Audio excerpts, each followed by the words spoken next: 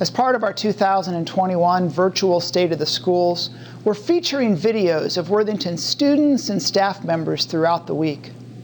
Worthington Schools is committed to diversity, equity, and inclusion, and we're actively striving to fully see, value, and create an inclusive and equitable environment for all of our students and staff. Toya Spencer was hired this year to fill the role of Director of Diversity, Equity, and Inclusion. Toya engages district students and staff every day. As she teaches, she's also listening and learning about the issues our district must face and overcome. In this video, she's interacting with students at Thomas Worthington High School. Toya explains what has been done and what we are looking to do in the future to make sure that everyone's voice is heard.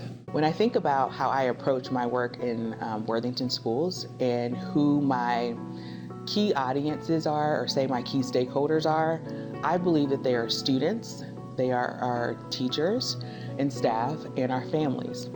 And so when I think about who I'm speaking to and who I need to be able to appeal to and understand their voice and their perspective, the students are a very important part of it.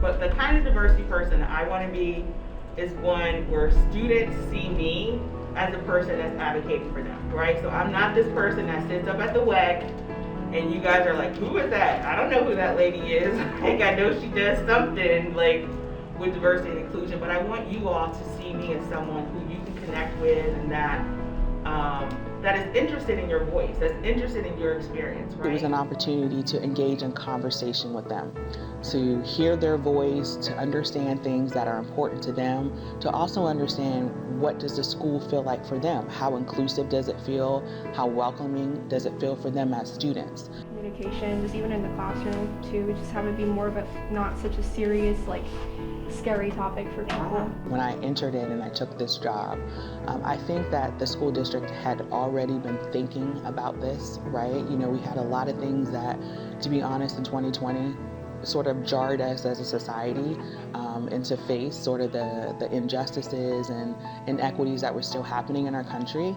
And I think Worthington really said, let's take a look at that, right? Let's have some conversations, let's engage in some trainings, and let's allow our students, right, to use their voices. We've had training, we've taken our associates, our employees, I should say, through the impact of implicit bias training. We're having conversations with students, and our PTO committees are, bringing conversations to the front about how do we do better as a parent community and supporting our school district and having this conversation. What I see here, I think is no different than what you see in other industries, that people are people, right? So all of us, we all have bias.